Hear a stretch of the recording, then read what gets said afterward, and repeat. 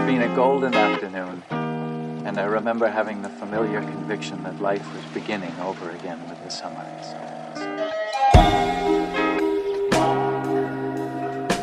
All right, let it rip. So you were talking about this idea that people don't seek out fame, and then you kind of caught yourself and you went, well, some people seek out fame. Yeah. And so I was reading last night, and it was talking about Los Angeles, and this is the McMurtry book, Roads. Yep. Los Angeles is not a simple town.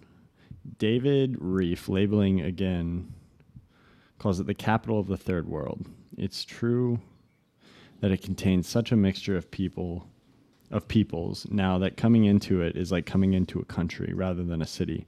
But my own experience with it has not been with its third worlds.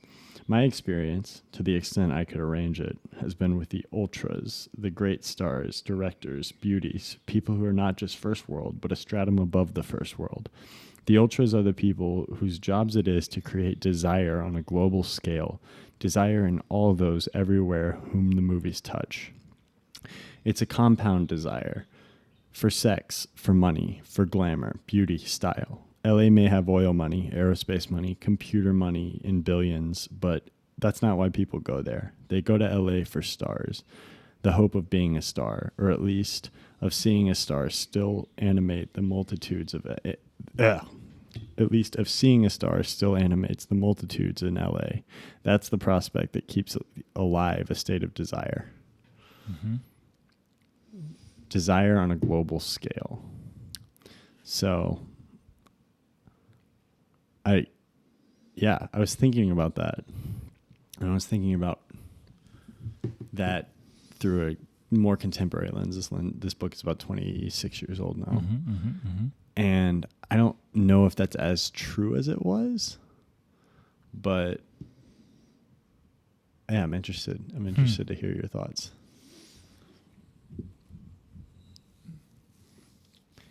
It is still why people go to LA, I think. A lot of that is the myth. Yeah, I mean, there is definitely. I moved there. I went to acting school and all that stuff. There's definitely an element of attention and,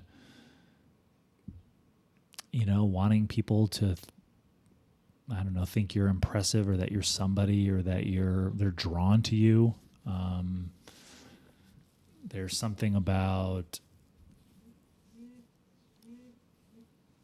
if I make it as a successful screenwriter and I see my name up on the screen with my friends at the movie theater, or I come back home to the Chicago area and we all go see it and all that stuff. Yeah, there's something very self-serving about that little fantasy, about that, what that means for the attention you get, your ego,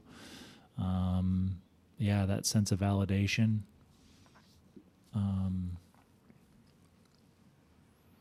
What do you think about that idea of the people whose jobs it is to produce desire? I mean, the first thing I thought of was back to the old century of the self and that industry coming out of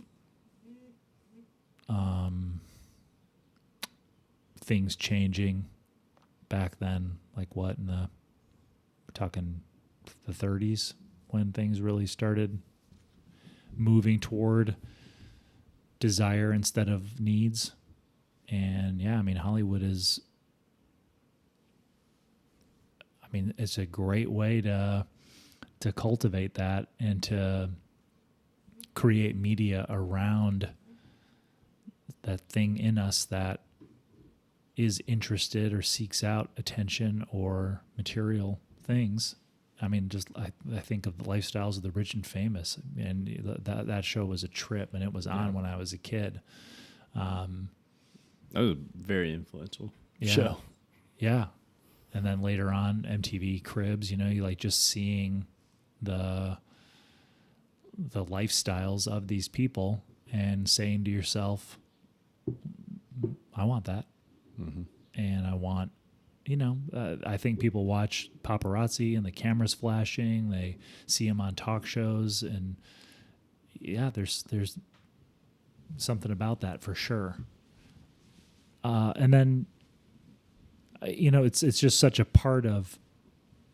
big part of a portion of mass media, whether it's tabloids, magazines like People and Us Weekly, the stuff you see at the newsstands, celebrity culture, there's TMZ now. I don't know, just all that stuff. Talking about like, go ahead. And just the coverage. I think back when I was younger too, and it was what Paris Hilton was doing, and all of that stuff. Do you think it's because when I read that, I felt like that was a pretty outdated description?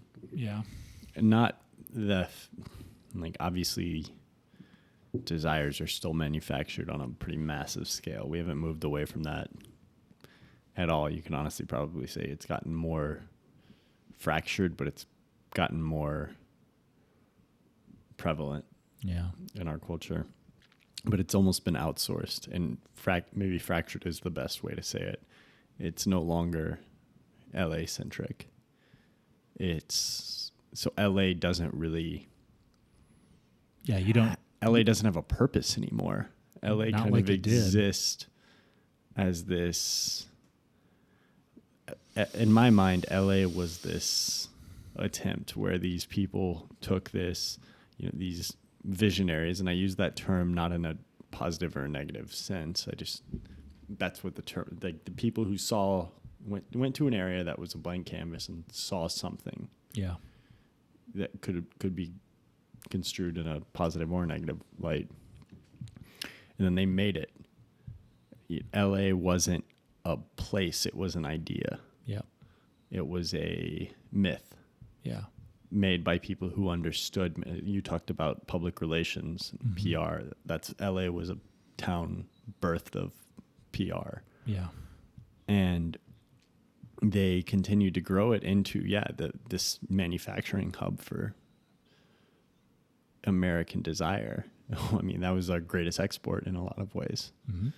Was the desire to to be like a celebrity, or to like movies are the brands that come to mind. That was the truest American export. Talk about oil or technology or anything like that. Yeah. Culture was the biggest export. Probably still is. Yep. And now it's almost been fractured. It's social media has taken the place where you can live in Des Moines and still I mean, yes, LA is nice. The houses are nice. Like the establishments are great. Like there's a reason LA and New York are so prevalent in outside of America. Yeah. I would be interested to hear a outside of America perspective on this too. I know we have a lot of viewers, and especially there are a lot of listeners in Europe and Australia and things like that. I would like to hear a different perspective, but yeah, I mean, it seems like LA is a town without it doesn't have an identity right now. Obviously, there's still enough of an identity in that old world to sustain.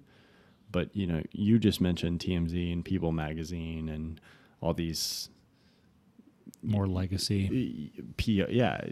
I'm like dead. Like they just don't mean anything anymore. I don't think anybody's taking anything they read in People magazine seriously, or anything they see on TMZ, or, I mean, go even broader, like the legacy media companies people don't give a shit about anymore. Yeah. Yeah. I'm over here trying to think like what do we all generally think of LA? Yeah.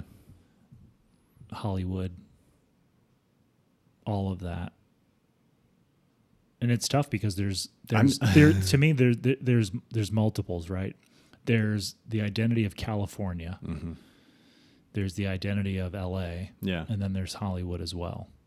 See, and I think of LA and Hollywood as pretty close. Like the Valley. And like where the production studios are, and Well, that's kind of my vision of. yeah. And then obviously you go a little bit more north, and you start to think technology. Right. Silicon San Valley and all Francisco that. still has its. I think it has its foot firmly in two worlds. Yeah. And then San Diego is just kind of like this beautiful gem at the bottom. But Right. I don't know what this conversation, well, I don't know what'll come from this, but it's just an idea that I thought was interesting to put out there, and we'll see if it's. I think if anything, there is, while things may have shifted for what our collective understanding is of what LA offers, what its identity is, Hollywood, all of that, I think there's something that you can't deny about the area is that there is a magnetism to Southern California, and it's a collection of everything from surf culture and the Beach Boys.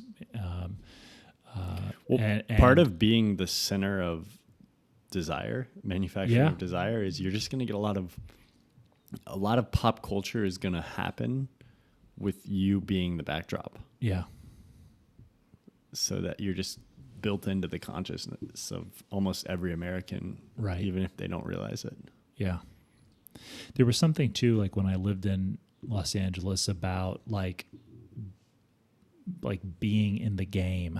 Yeah. Like you were in it. And when I moved to Omaha, not back because I hadn't lived here before, but the internet kind of made you feel like you're in the game, because I can still work on my screenplays, and I'm still talking to my manager and producers and all that stuff. But it certainly was different. Well, you had to live in Dallas, LA, or New York for decades if you wanted to do, especially in kind of, I guess, the media world, if that's what you want to call it. It was the only, you're not going to become an actor in 1984. Yeah. Living in Omaha or in, name any. Yeah. I mean, city, really in Utah, like Salt Lake City, Utah or something. Your best shot is Los Angeles. Even like Denver New York or and Chicago, I would say. Yeah. Chicago to a lesser extent, but. And that's only because things like Second City, Steppenwolf, there was enough stuff going on there to make it an option. But yes. Why has LA, would you move? Again, I don't know where this is going. I'm just going to continue to dig, and I think something might come out of it. But yeah. Would you move to LA today? It being LA being what it is now, and your understanding being what it is now. Like, put yourself back in the shoes of when you were younger. I mean, my first instinct is no, but there's, I visit there, and there's definitely a connection with it, and a curiosity of sort of like what combination of factors would make me really enjoy living there. I don't know that there are any, but I really like spending chunks of time there. Mm-hmm. And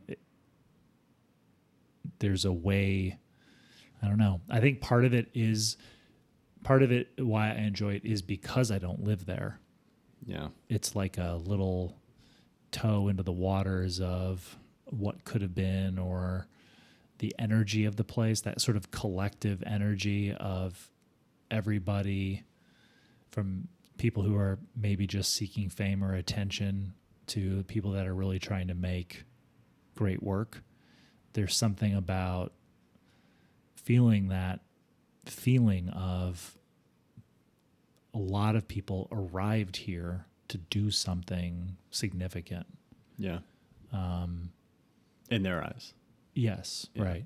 And significant doesn't not mean saying like significant, that it's not significant. Significant to them. And yeah. Again, that could be acquiring fame. It could be buying a Rolls Royce with their first, big royalty check from their record sales. It could be making a Academy Award winning film for $100,000, whatever it Maybe is. maybe a more accurate description would be they went to fulfill a dream Yeah, absolutely.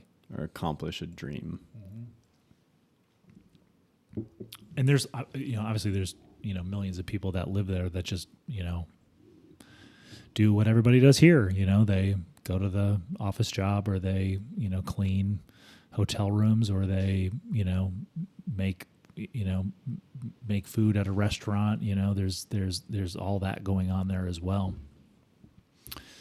But, and I think just the energy of California as well. There's just something about a bunch of people that went there because they were drawn to it, like it called to them. And I always think of it, sort of in those layers when I'm there. Like when I'm down and, down at the beach, Manhattan Beach or Venice or whatever, I'm like, California, like I get it. Yeah. And then when I'm, in parts of LA where maybe I'm more connected to the music industry with what I'm seeing or who I'm speaking with, or I'm driving by Dodger Stadium, or you're grabbing, brunch in Silver Lake or something, you're like, LA, I get it. Like, this is a vibe. Yeah. And then same thing with Hollywood, like I worked on the Sony lot and I'm like, I like this feeling. Yeah. I like these offices are all full of people who want to make movies. Yeah. And Every time I'm there, I'm just constantly fighting is this some sort of incepted reality? Yeah. Or is this some sort of have I been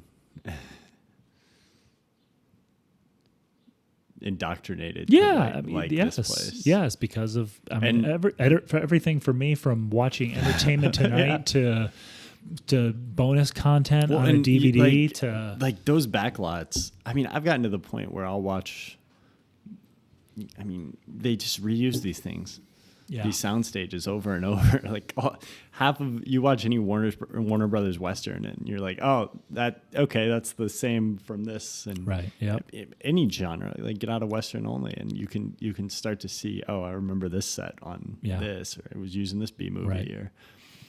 And it's so familiar, and those are obviously based on real locations, and then there's also on location shooting. You're like, oh, I recognize this, and you have these fond memories of these scenes. And you go to LA and you're walking down the street and you're just like, oh, there's one. Oh yeah. Just Sunset Boulevard, the little office for the screenwriter, the lot office for the screenwriter. And you see that all over California. It's a very common, not for screenwriting in particular, but just the outside office. Yeah. Or the old detective offices from a Raymond Chandler adaptation or something. You're just like, oh man, that's an old PI works out of that all over the place. And there's just this amazing fondness.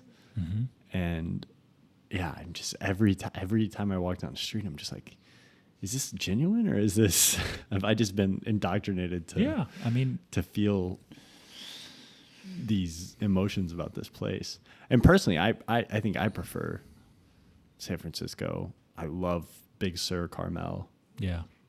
And San Diego is just this absolute gem. Yep. I would take any of those over. Over LA. Yeah, and I would gravitate toward Los Angeles. I mean, I enjoyed my time in San Francisco and spent time in San Diego as well, and certainly like them. But yeah, there's something, and I think that speaks to me having, I went to acting school. Yeah. I grew up, I gravitated toward the big Hollywood movies, Star Wars, Jurassic Park, Terminator 2, all that stuff. I Terminator 2 LA. Right. I mean, I watched all the behind the scenes stuff and the documentaries about, making it. And, I worked in it, not in film, but in show business on the music and concert touring side. And there was just always something cool about feeling like I was contributing to all of that, because it was very idealistic and mythologized and all that. And, you know, a lot of that, you know, gets sort of course corrected when I'm sitting there going, I've worked for 5 weeks straight in a windowless room in Burbank for 14 hours a day. Yeah. You know, like, it's fine because I'm 27. You're like, this is what the work is, I guess. But like, if I had kids, or my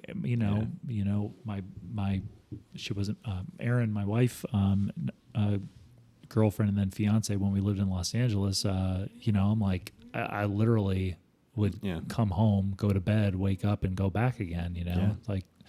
This sounds strange. I have this image in my head of I have two distinct images in my head of what filmmaking is. And like, obviously, like at this point, I've been around the industry for, like it's not this, you know? Yeah. But in my head, there's two distinct images.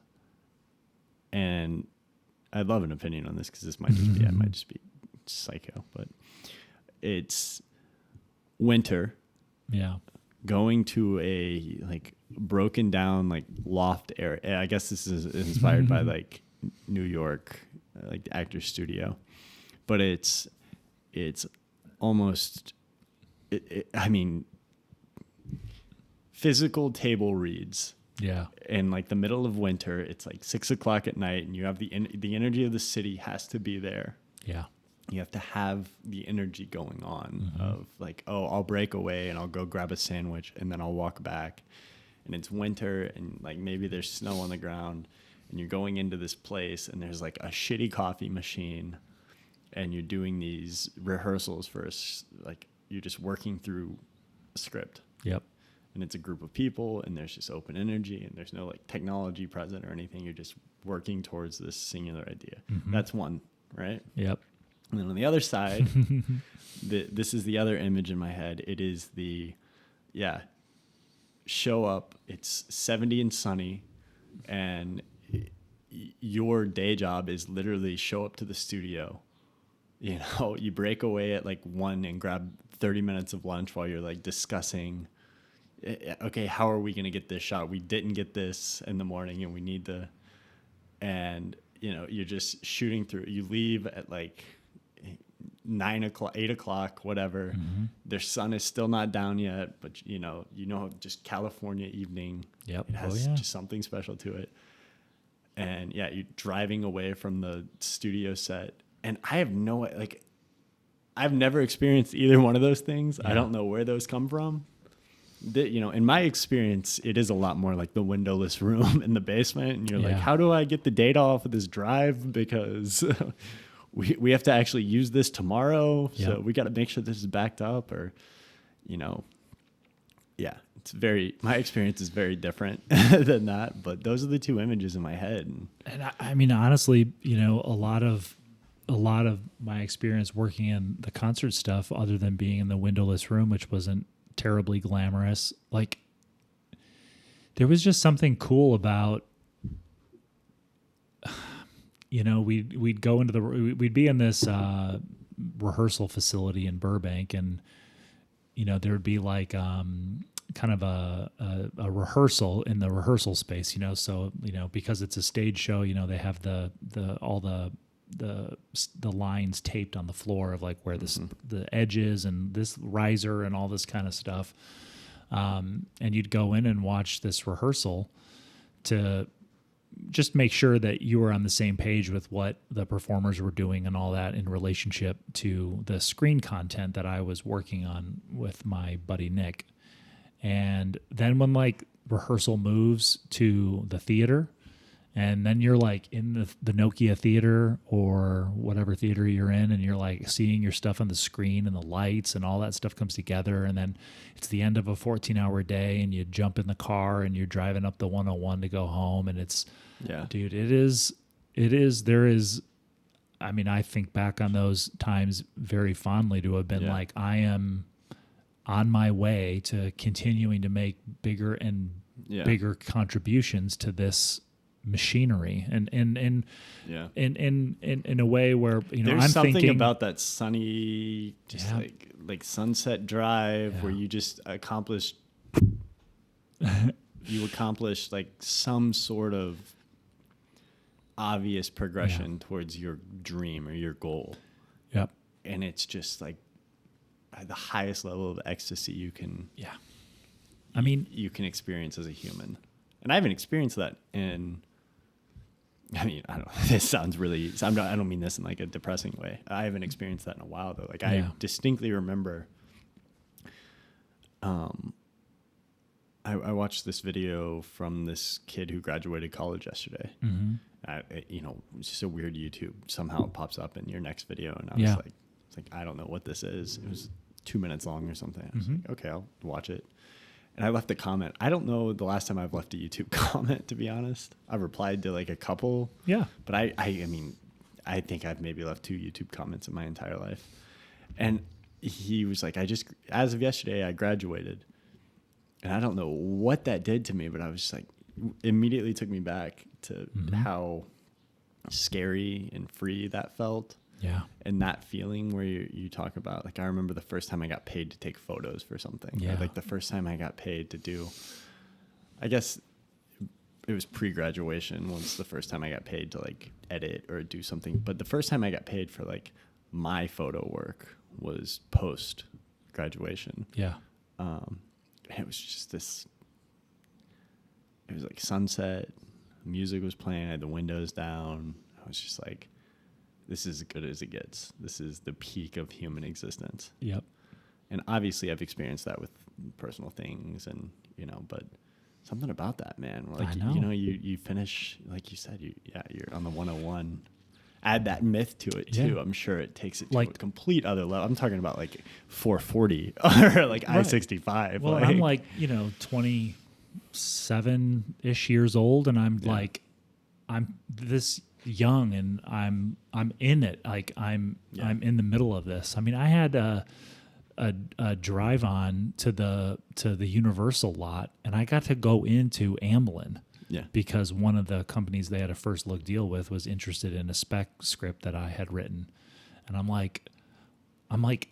walking into the place that Steven Spielberg like spends his days when he's here reading scripts and doing his thing. And I'm walking into that building on the lot to meet about a screenplay I wrote or am writing.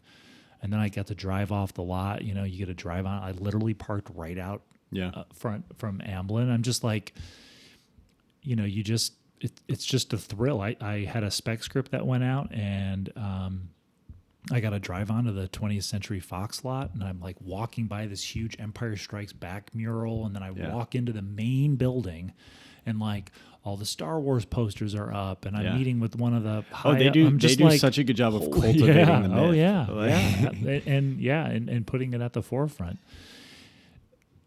And I would literally be like driving off the lot after a meeting like that going, I really blew that meeting, by the way. I was like, that's where all my insecurity and lack of confidence came in. I didn't think I belonged That's there. why you're sitting in my studio making a podcast. I was in that Thank God you are. with that VP, and he could just sense that, the script that he read and then the person that showed up, like there needed to be more time. Yeah.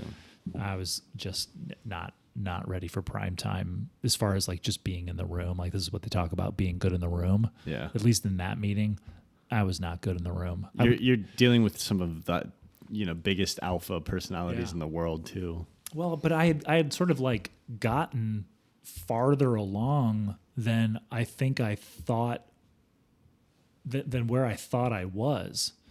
I was like, holy shit, I'm driving on 20th Century Fox. They read my spec script and they want to meet with me to like feel me out for other stuff. Like, this wasn't a good fit for us. We didn't buy it, but we want to see what your vibe is for other stuff. And like, they're like, not great vibe. And that's what those meetings are. Like, it is, how do we get a sense of who you are and your talent and what you know and don't know? And like, it's a job interview almost. Like, we're going to throw some questions at you and see how you handle them. And if you, kind of crumble and or don't really have answers or light us up. Like, What do you yeah. like?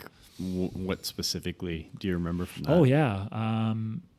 I was in there after my spec came out and went out, and they were, they just have a lot of sci-fi properties. These studios have the rights to all kinds of books and manuscripts, stuff that hasn't even been published yet, and they're just constantly like putting writers together that are either going to pitch something or they're going to hire them on a writing assignment to, write a original draft of an adaptation of the book or whatever. And I think I had put together a treatment for a book by the guy, a short story by the guy who wrote this book called Robopocalypse. And it was basically Conrad's Heart of Darkness, but it was like in this dystopian Heart of Darkness meets. But it was like these nano robots that had gone rogue and all this stuff. It was a kind of a cool story, and I had put together my take on it. And I don't think I had to pitch it in the room, but like it was one of those classic job interview things where I forget his exact title, but he was VP of something, and he was a high up executive at 20th Century Fox. He's like, well, what sci-fi are you into? Because he had read my script and then this adaptation, and I had spent so much time working on that spec screenplay based off of all the stuff that I had watched as a kid, but then just my imagination, like literally looking like into the crystal ball of what might come based on everything that was going on at the time in our existence. And I just was like, I didn't have an answer. So I was sitting there going, and I'm like, oh, I got to say something. And The Walking Dead was big, and I was watching that, when new episodes came out. And I was like, well, I know it's not like true sci-fi, but I've been watching a lot of The Walking Dead, and it was, it's just kind of straight up horror. There's really no science fiction to it, in the sense that he was asking. And it was just this sort of thud of an answer. Yeah. He's like, oh, okay. And anything else? Like, I think like, by the way, that's a competitor studio. Yeah. Right. I think he was just genuinely thinking like, this is a fertile mind that's like reading really interesting sci-fi stuff, or, watching, obscure sci-fi movies, a combination of everything. So, like, I want to know what you're into, not only because I'm interested just for myself to be turned on to new stuff, new interesting stuff, but it'd be cool to kind of understand the some of the source material for these ideas that you came up with and the stuff that you've written. And we make fun of these guys a lot. Yeah. But and this isn't true for all of them, but some of them really do know their stuff. Like, yeah. They're in the position because they know their stuff very well. Yeah. They can sit there and recite XYZ by X director, by da-da-da. You can sit there and be like, some of these guys are idiots or whatever. Yeah. But some of them really do know their stuff and actually get there because they care. Yeah. And I mean, my whole mentality going into that, I think, was, I can't believe this is happening, and just this sort of sense of I'm out of my league and I don't belong here. There wasn't. That's a recurring theme, because 100%. I'm just thinking about the clip. Yeah, to just not give a shit, and that's that's been a struggle for me my whole life with things, whether it was making new friends, talking to girls, anything that basically just sort of is. But then times where there's incredible confidence and self-assuredness with what I'm doing, and then times where there was, and then something happened and completely crumbled it all. Yeah. And I think that's a kind of a normal path. I had a lot of arrogance and confidence as a young man, and then had some pretty big failures in acting school, not because I just, half-assed all my preparation and just didn't put the work in. Oddly enough, one of the things that crumbled my confidence was something that I prepared the most for, and then we failed. A scene partner in a stage combat presentation for this fight choreography certification that we all did in acting school. And my scene partner and I practiced this hours and hours and hours every day. And it got botched in the middle of the presentation, and I just lost it. Yeah. Like I crumbled and ended up walking off the stage, which, obviously, like, even in a presentation, it was like, holy shit, had that been like a play, would he have just walked off the stage if this was in the middle of a play with a paying audience? Anyway, we don't have to go down that rabbit hole. So there was and those things kind of shake your foundation a little bit, and you carry them with you. And again, there were times where going in and making my short film at Florida State, I knew exactly what I wanted. I like this shot. No, we're doing this. Move this here. Tweaking that. Like, there was no lack of confidence at all in that situation. But then meeting at 20th Century Fox or whatever, inside, you're just this insecure, I don't belong here, or whatever it is. Very strange. But going back to the original thing, being in LA and driving off that lot, driving onto the lot, being amongst it all, having friends come in from out of town, and you're walking through Hollywood and the Walk of Fame, or seeing my friends. I mean, my friends were doing improv comedy, or they were in a show, or they did this, and it's just like, holy shit, like, we're all doing this. That's the biggest thing that I miss, and maybe part of this is youth. I mean, I'm not saying like I'm old or whatever. No. And I do want to just put a mental pin in. There's two directions I think we can take where you just kind of left. I want to ask the question, like, when's the last time you've had that feeling? And then I also want to dive into, you said some of these core events can like shake your foundation. And that kind of goes to something we talked about in pre-show, where it's like you have some people that are maybe not that old. Yeah. But they feel much older. Mm-hmm.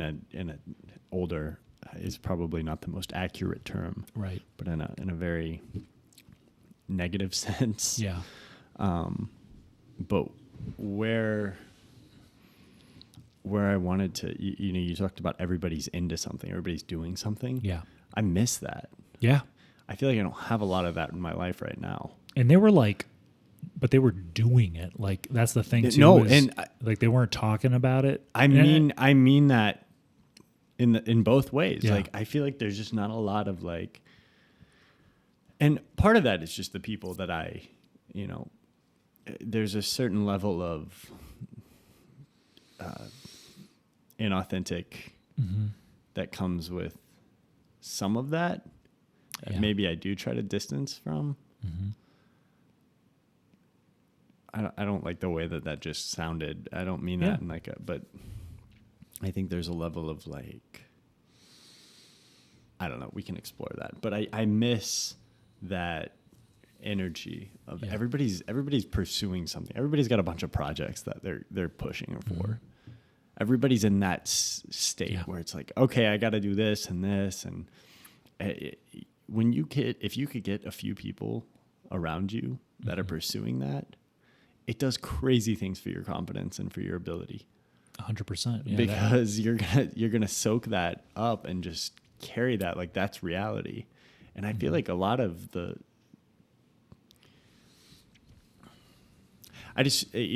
maybe part of it is an older thing, but I was having the thought last night, I'm like, maybe I do need to just like try to associate with some, not just younger, but get more young people around.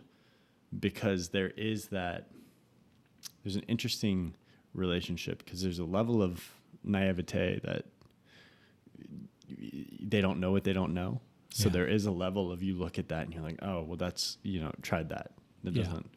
But then there's also a level of that is helpful, where we're a little bit jaded, I think. And we look at things and it's like, oh, I can't do that. It's like, no, you can. You just didn't try it this way. Right. And so, just trying to recapture some of that energy of just everybody's doing something. Everybody's got something going. Everybody's got, one or two things on the burner. And I miss that so much. And it was great because people were trying to do stuff at a high level. They were invested in the craft.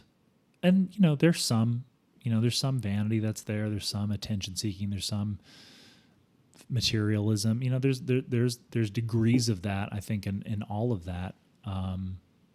But it was just exciting to be just to be around. And, there's certainly there were a few people where you kind of went, they're a little, I don't know, it's not working for them or it's not the right fit for them, but they're going to still live here and like pursue work, more like a career, in the office part of the Hollywood machinery or, that kind of stuff.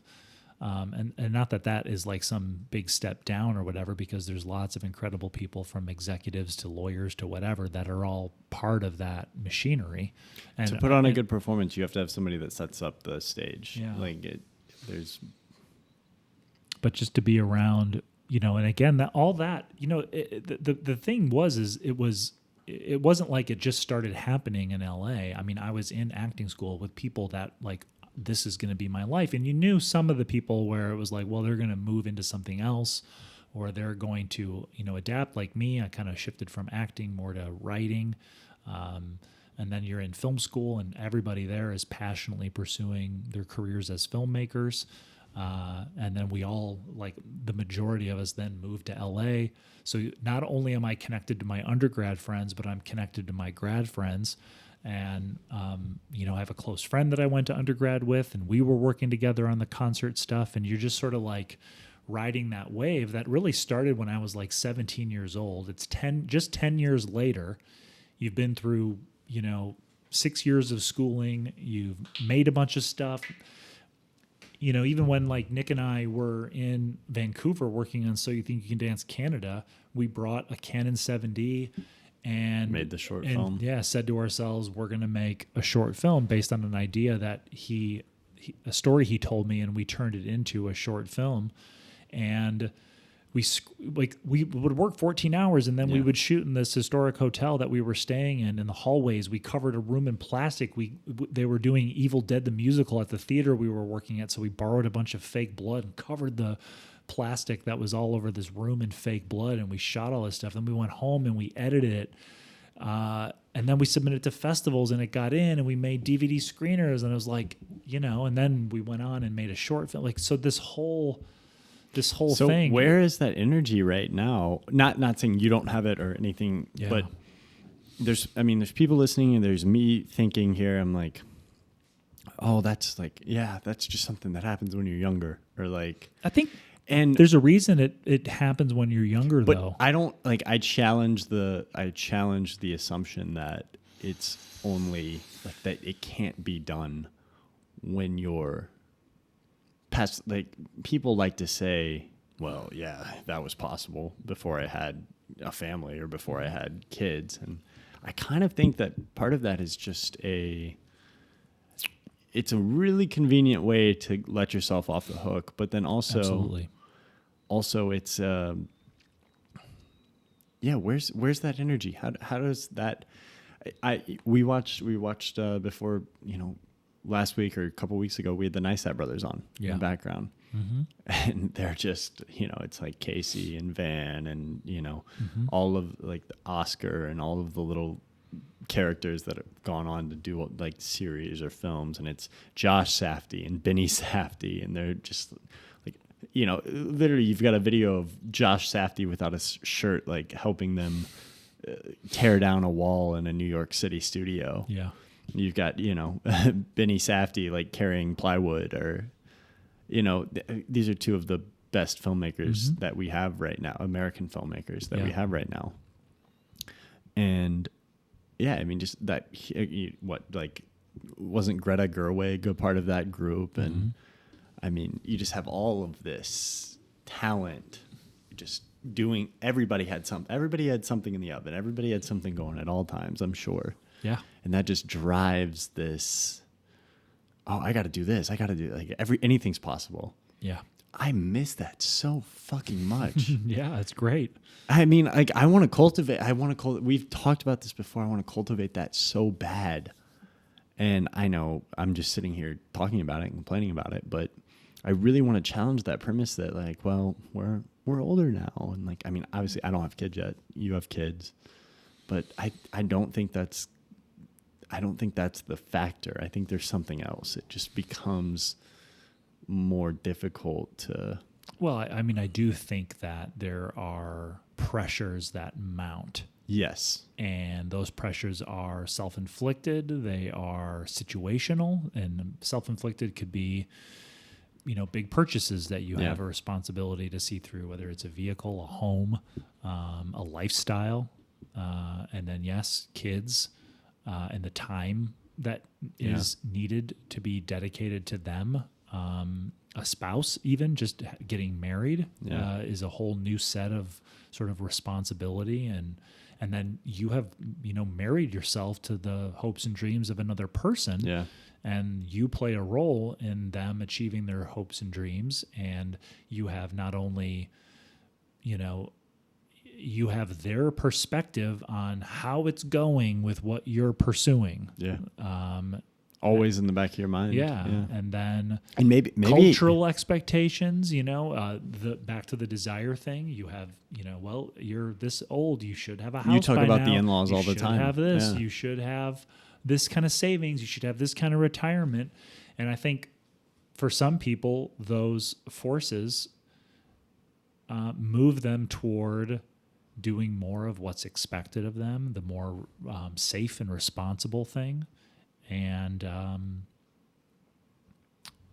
they move away from that lifestyle of pursuing something, a dream or whatever, at all costs. God, this is perfectly kind of melded the two topics that we. Before we get too far away, when's the last time you feel like you felt that glowing, floating down the 101? Oh yeah. Have you felt it in Omaha? Have you felt it since?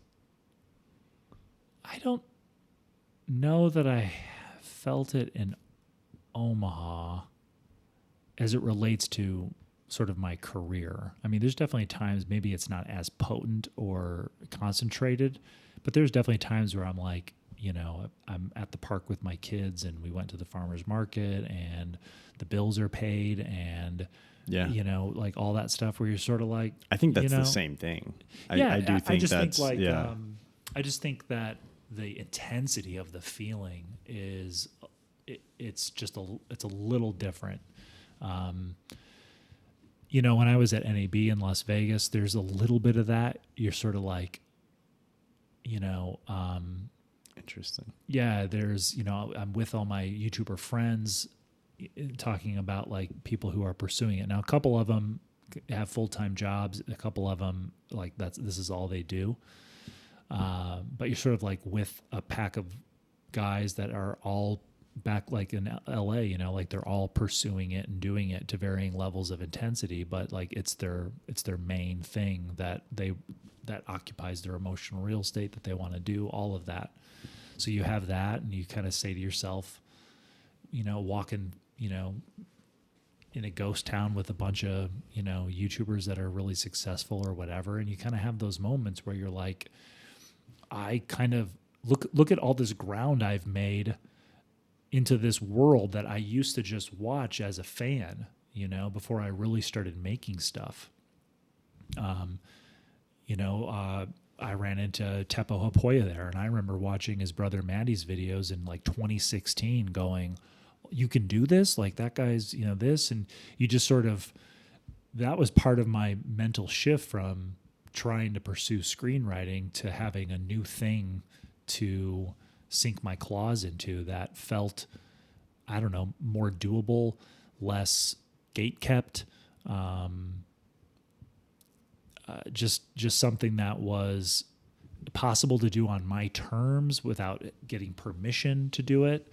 So I, saw those guys, and I'm like, now I'm at NAB hugging, his Teppo because we were in Poland together, and you're just sort of like, I can make my way into these places through my work and the connections I have with my friends and the value I provide them, and they know this person, that person, all that. So there's a degree of it. But I don't know that I've had any feeling as intense as driving off of the 20th Century Fox lot or the Universal lot after like literally valeting my car, where all the people that you watched, and it's just, you're just like, holy shit, I'm like right here next to it all. And then, you look up at the palm trees, it's the windows are down, music's up, all the iconic, the Capitol building, the Hollywood sign. It's just like, you're just sitting there going 10 years of work and it's It's working. a little bit of that, like, I made it. Yeah.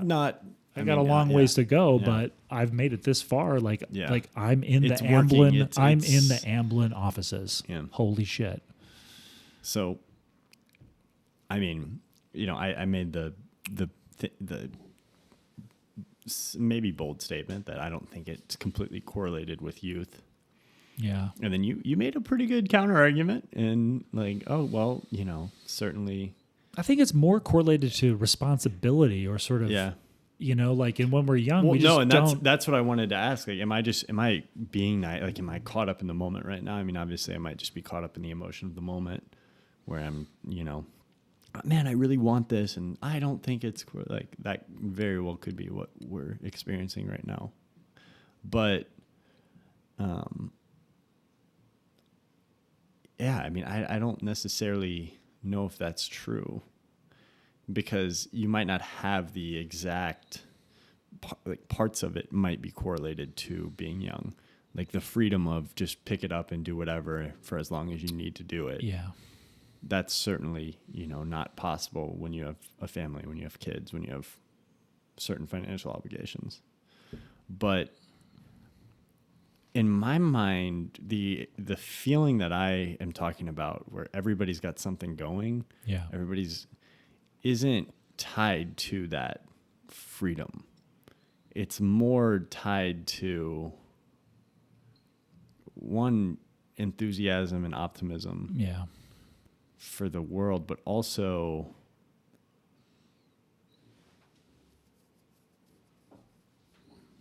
it's just, I mean, maybe, yeah, it's enthusiasm and optimism. It's not feeling like where you are is the end point. Mm-hmm. There's something that you see. There's a dream that you're Yeah. going after. Yeah. And I don't see a lot of that around me in a day. And I mean, this sounds really, I don't mean this as like a negative. Like, I've got great people in my life, Yeah. but I do just kind of miss that energy of everybody feeling like anything's possible. Yes. I am with you on that. I feel like I'm trying to think of people that I feel like are really going hard. And I can, and not saying that they're, I don't know what qualifies it as a dream. Maybe it's sort of like the altitude of the height that someone is trying to pursue. Yeah. Or just the clear progress that gets made. And, again, like, I'm sort of thinking of people that have a dream that's similar to what my dreams have been in the large umbrella of sort of show business, I guess, whether it's Hollywood or YouTube or whatever. So, there's plenty of people that I'm probably around who have dreams of a family or dreams of travel, or things that like they really want to pursue, but I don't relate to it necessarily because it's not the same type of thing. And I'm that gets me fired up too. And I mean, there's definitely some of that. So I mean, I need to. One, I just need to adjust the way. Like, I am definitely caught up in an emotion right now, right, and that's affecting certain word choices and things like that. Yeah. It's not as binary as I might be making it out. Mm-hmm. There's certainly people that are pursuing dreams of family and things like that. But yeah, I mean, I think maybe to be more accurate, I want people that are chasing similar things to what I I don't even know what I want. Maybe that's the issue. I think, for me, again, like there's just a general sense that the like, this isn't my side hustle. Like I am like all in on this stuff. Like every day I am getting up going, what am I going to make today that's going to move the needle for sort of like my work and my business. Yeah. And I see the same thing, as an actor. My buddy John Kite that I showed you his Anthony Bourdain videos. It's amazing. Like he is going every day trying to improve his craft, make his business, the business of being an actor and a comedian, just trying to build something better. Yeah. And reach new heights of creative expression and connecting with people. And his Bourdain videos have, and he's going to continue to develop that, and maybe he'll move on from it, or it'll become a big thing for him. I do feel like there was, like when I was younger, there was everybody kind of had, this is what I'm doing right now, but then this is also what I got this boiling, I got this on the back boiler, I got this on the boiler. Yeah. And with a lot of those people, it's like now I just kind of see it as like you've had the same thing on the boiler for 5 years or like, and certain, I mean, I think I'm doing a bad job at expressing this in a way that, because I don't mean this as like to degrade anybody's anything, but just there is like I've felt just a downshift in kind of, I don't want to say the heights people are aiming for, because I don't necessarily think the most noble or the most, worthwhile thing is to always aim for the highest. Yeah. I firmly don't believe that, but just there's a lot of like settling for something. Yeah. And I would love to be in an environment where people didn't necessarily just kind of settle for what was there. Yeah. And part of this is me criticizing myself, because, I'm like, man, I wish I was in an environment that pushed me to do some of the things that I'm uncomfortable with, or that I might be settling for, push me out of that. And I mean, we're sitting here, and I don't obviously I don't want you to think that I'm, sitting here and be like, oh, Matt just doesn't like, I mean, there's a reason we sit down and have conversations every week. I think we both get something out of it. Yes. But I don't know, man. I'm looking at it like, man, when's the last time I really felt that feeling of everybody around me's got something going on, and maybe it is negative. Maybe that is more hustly than than I'd like, but I think, and I think too, though, that's the draw of some of these places of a New York and an LA, especially in the arts, because a lot of people are there to chase that stuff, just like people in the tech world are going to go to Silicon Valley to be around. You're just shattering all of I'll make like one argument and you'll be like, actually, and I mean, that's the whole reason for us talking through. But I kind of.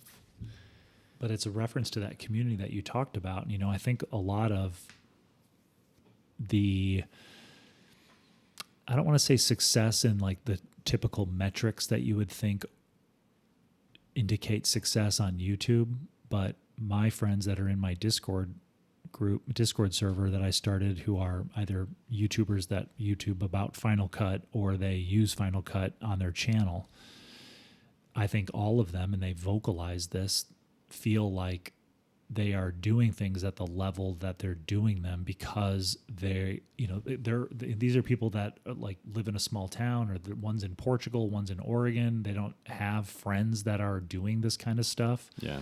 And they have talked about the community of us in that Discord group, and challenge each other, thumbnail reviews, just having an eye on each other for what each one is doing. And that's what it was in acting school. It's what it was in film school living in Los Angeles. It wasn't like a bad competitiveness to like beat each other, but it was like, wow, Dylan's really pushing the envelope with what he's doing over here. I need to up my game, and I want to hang, with these guys with the quality of the work and all of that stuff. No, it's iron sharpens iron. I mean, I know it's an overused metaphor, and it's kind of corny, but iron sharpens iron. Yeah, and I think sometimes in some of our past episodes where I've asked you about your output or what you're doing or what you're working on or the nature of your work is, I long for that in my where I live, not just in the cyberspace through Discord. And I've had that my whole life, my whole sort of professional life. Again, from acting school to living in Chicago. I had started a theater company with some fellow graduates. So like I was just always around people that were going after that one thing hard. And then going to film school, living in Los Angeles, and then coming here, meeting with you and then you starting your channel and all that. Like there's sort of like a selfish motivation for you to be in that with me. Yeah. Because your work elevates mine. These conversations obviously help. There's part of you that like sort of like wants to evangelize the what you feel when you are making stuff consistently that is, you feel is good work, whether it's getting out and making photographs like we do together sometimes, or making a video or whatever it is you're making. I do feel a little starved for those relationships.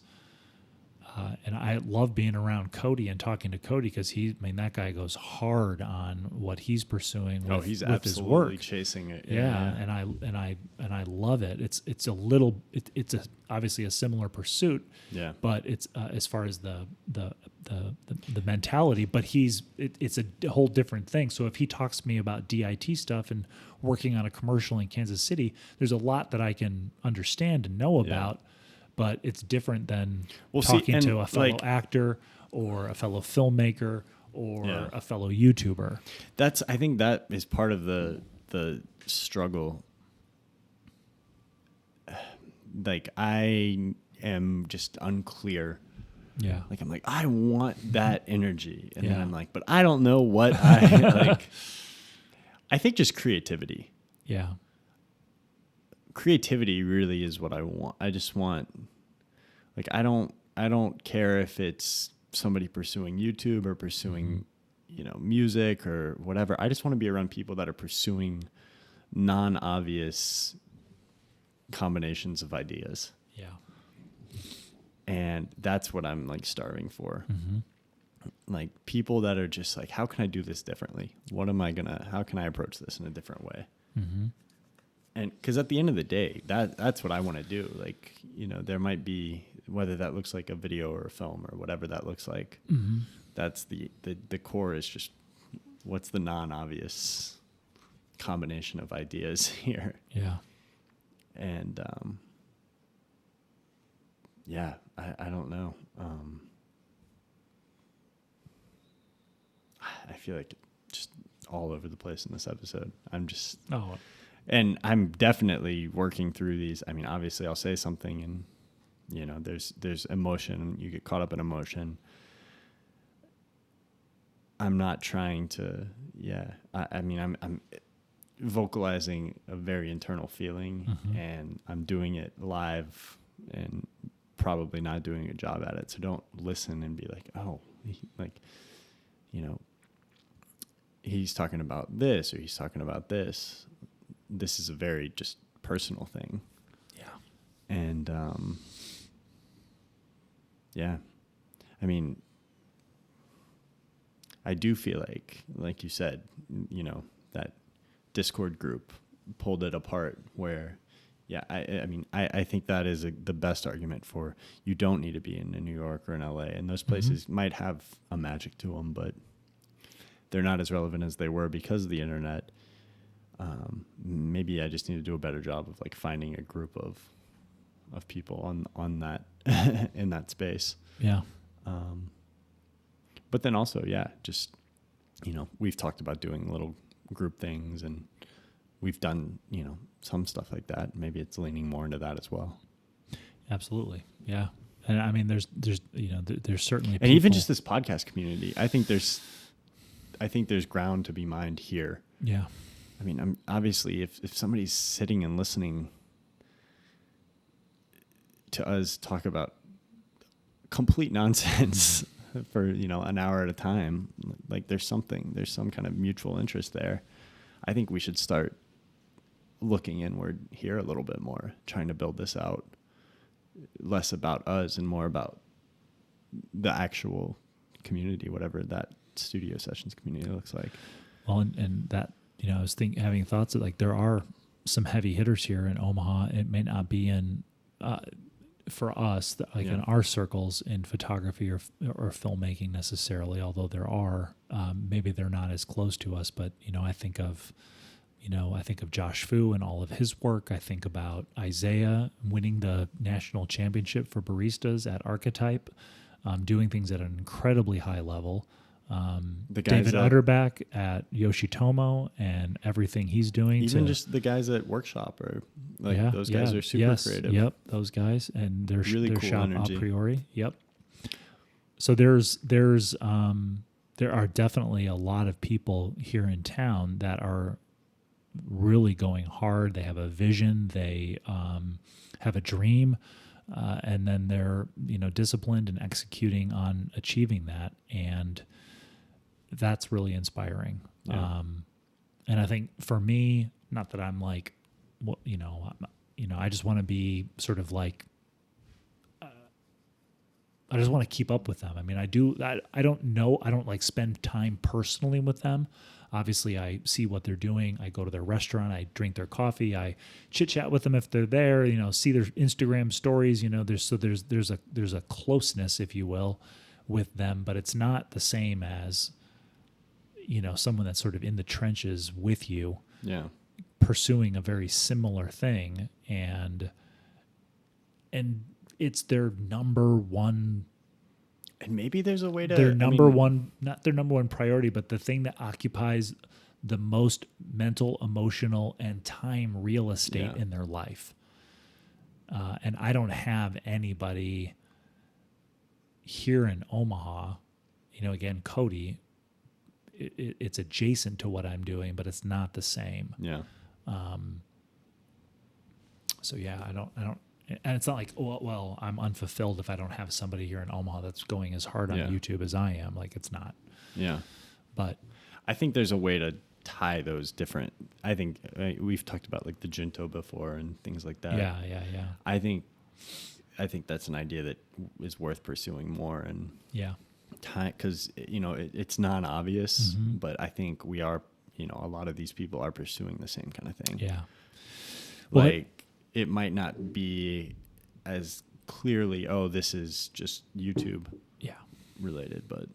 Well, and I think we have a good team of people that are passionately consuming work. Yeah. And I really like the community we have of people that are watching film and going to galleries and like taking it all in, reading interesting books. I'm really bad at feeding into that though, because part of that is just the introversion.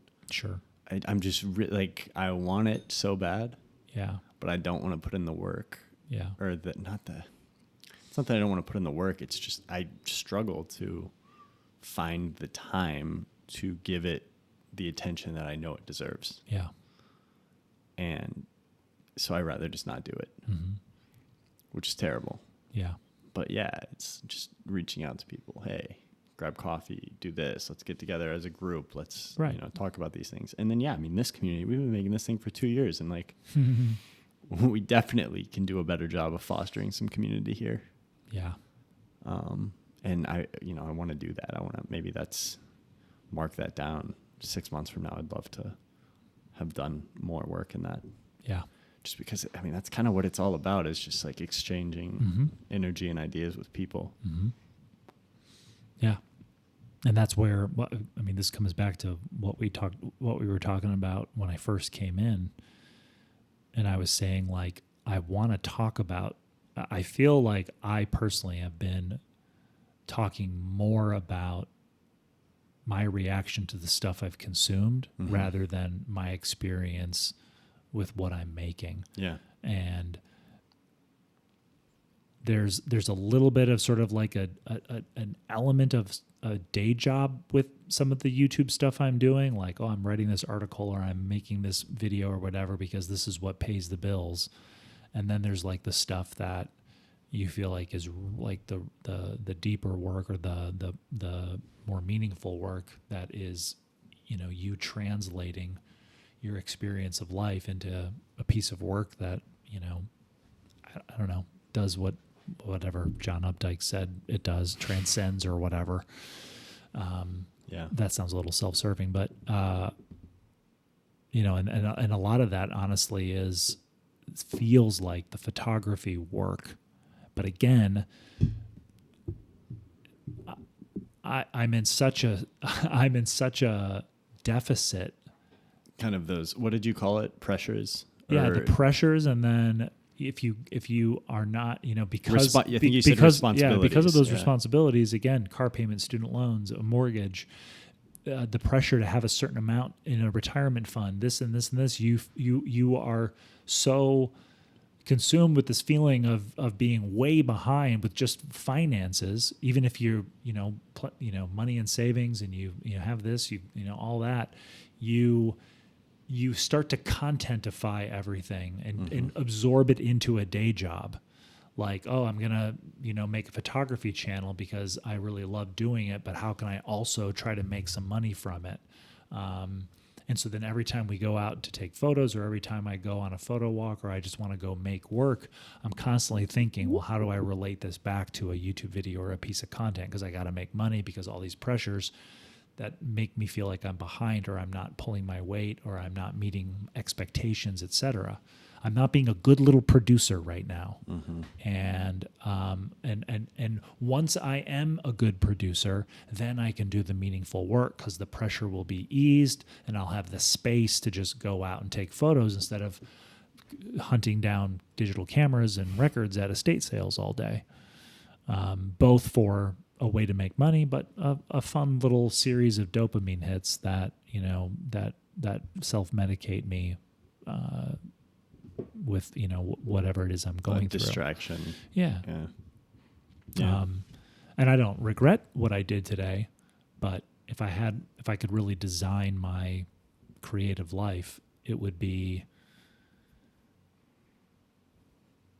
I mean, obviously, ideally, you would be just making work, and that work had some commercial resonance. I do think made your financial obligations something you didn't have to worry about. Yeah, I think the community helps with that, though. Absolutely. Well, I think this podcast does, and yeah, I think, and my Discord and all that. Yeah, it's a key aspect that a lot of people disregard. Like, you look at building this thing online or building this. And you forget, oh, this has to transcend into the real world. This has to kind of overflow into the real world. At some point, you know, you do have to turn this abstract number online into something. But yeah, I mean, I think that the community. My granddad always said, you're the 5 people you spend the most time with. You're the sum of the 5 people you spend the most time with, and I think that's. I realize how true that statement is. Yeah. Every day. And yeah, it's, you know, you just got to find. I think it's like it's one of the reasons that we were drawn to each other. Absolutely. Like, we're just, first time we got together, there was like a crazy energy. We're just like, all right, cool. Yep. Definitely gonna hang out with that guy again. Yep. This works. Yeah. It's effortless. Yeah. I just gotta find more. I have to stop looking for permission to. I've gotten really bad about this, but just like, oh, like, Audrey's not going to do this, so I'm not going to do it. Right. or Matt's not going to do this, so I'm Yeah. not going to do this, Yeah. or so-and-so's not going to do this, so I'm not going to do it. Yeah. Conditional execution. Yeah. Or tying it to a Yeah, person. It's yeah. almost a cop. Oh, right, it's right. Yeah. Yeah. I mean, no, it is conditional execution. Yeah. But it's you tie it to a person. Yes. Yeah. And it's like, well, they don't want to do this, so I don't want to do this. Right. It's like, go fucking do it yourself. Yeah. Jesus, stop. Yeah. Like I need to get over that. Yeah. That is, there's a lot of things I need to get over, but that is one of the biggest ones. It's just like, And you're obviously, I mean, you're capable of it. And I think about your running, and I'm like, fuck, man, like that guy gets out there and does that, and that's not, condition. Sometimes it's even honestly, the running is what put it in. The other day it was, well, Audrey doesn't want to go run with me. I don't want to go run. Oh, yeah. Like obviously I've been running long enough to know. Yeah. When I'm bullshitting myself. Mm-hmm. But that's just the thing. I've been running for long enough where I know, and I still fucking make the excuse of, they don't want to do that, so I don't need to do it. And so if I can do that with something that I've been doing for that long, like, And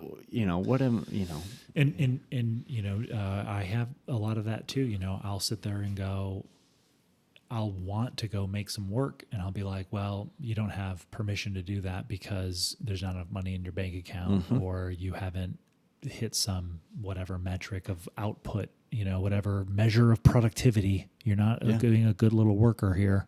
And so I'll say you haven't earned it, or you don't get to go do that. Yeah. And then, which is really just a really devious way of giving yourself permission to not do something difficult. Mm-hmm. Yeah.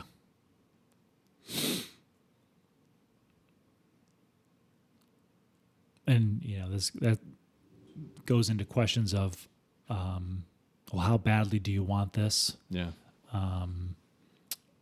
How intense is your ambition? What are you willing to sacrifice to, achieve the life that, if you could design it, you would achieve. And though that, again is the my story over the last almost 30 years since I was 17. There were times where I remember my acting professor at the Chicago Showcase, you really know how to turn it on when you want to. And I think like the people that, I don't know, make great work, they definitely have times where they have to turn it on. There's no doubt. They're not just like on all the time, but there is probably more consistency. I watched our first or second episode back, or a clip from it back, because I was doing cleanup and I found it, and we talked about the rice, making the rice, the Jiro Dreams of Sushi. That's right. You're not pumped about making the rice every day. You're not excited about making the rice every day. You're not excited about, day 14 where you're just doing pickups. Yeah. You're not like, man, this is the greatest. I mean, some people might be, but most, but you do it. Yeah. And you make the rice and you keep doing it. I mean, what it is, it was like 2 years they had to make rice before they can move on to. Yeah. You're just, okay. Yeah. This was a long time. Yeah. Yep. It's hard. We'll never figure this out. We're just wasting time. And anybody that's listening still is probably somebody who we should build better community with. Yeah. It had been a golden afternoon, and I remember having the familiar conviction that life was beginning over again with the sunrise.